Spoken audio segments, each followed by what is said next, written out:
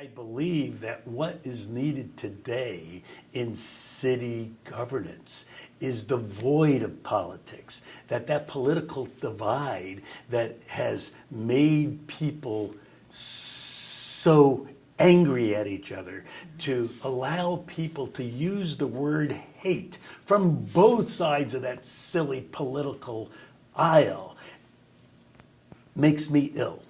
And I don't want to be associated with a letter or a color. I want to be associated with a person who has lived in Stamford, was born in Stamford, and is here to represent the people of Stamford. That is Bobby Valentine, Stamford native, former MLB manager, and unaffiliated Stamford Mayoral Candidate.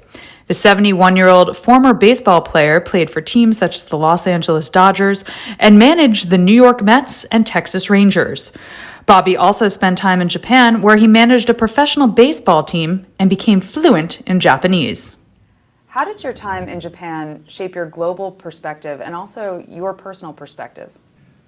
Well, I went there as the outlier. I had no idea what to expect. There was no road that I was following. I was the first ever non-Japanese to manage in their professional leagues.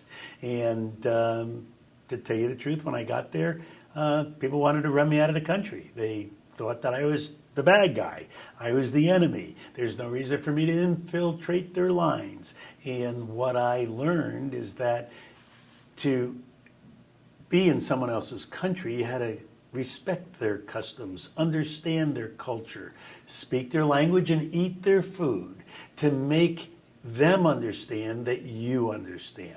And once they do that, then they, being anyone who doesn't look like you, once they do that, remember that 98% of the people were 100% Japanese. None of them looked like me. So when you can create an attitude that you're actually there to share, not change their culture, to understand and grow within their culture, you get accepted, you get a street named after you, and you get an award from the emperor.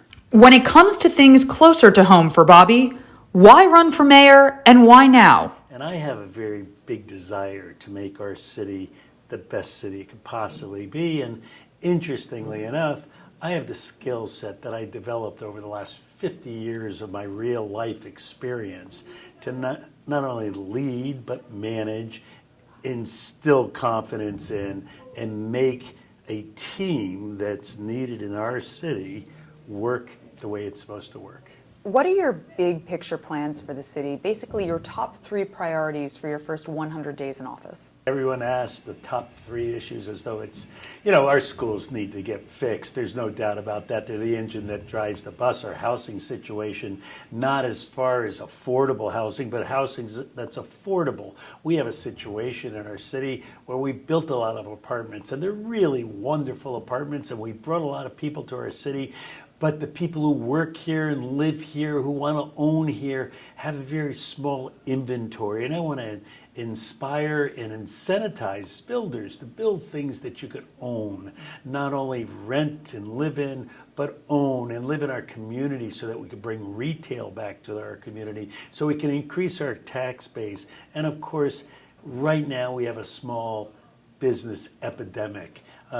If people haven't noticed that in Stamford, Connecticut, our largest employer are the hospitals, Stamford Hospital, which is fabulous, by the way. The second largest employer is our government itself. But our third largest employer is our restaurant industry, and it's suffering. It cannot get people to work in it. All the year and a half of not getting people to go in it. In Connecticut, we've already had 600 restaurants closed since the pandemic started, and there's more on their way. And we need to make sure that small business is getting, if it's federal funding that's out there, we need to get it.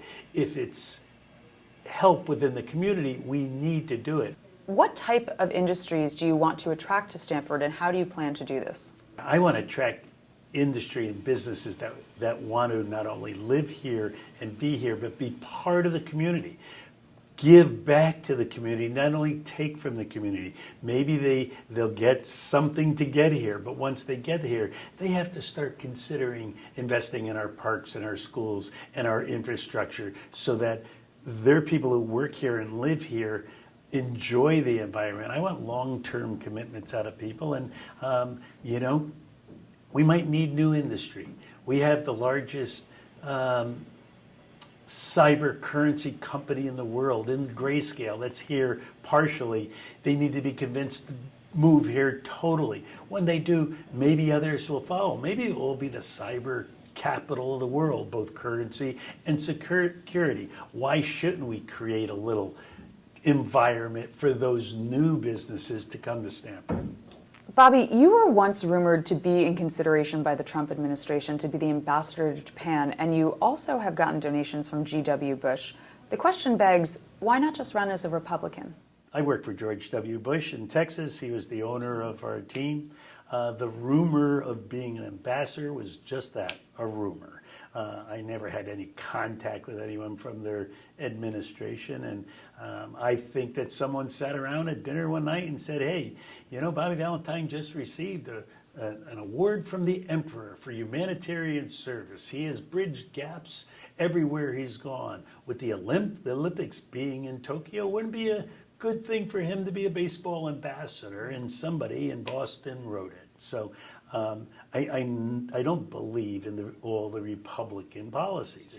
As they say, there's no political affiliation with a child in school, with a pothole that you have to fix, with an ability for someone to live and work and enjoy your community.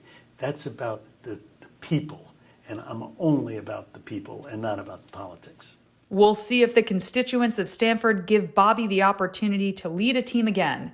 This time, the team being Stamford, Connecticut.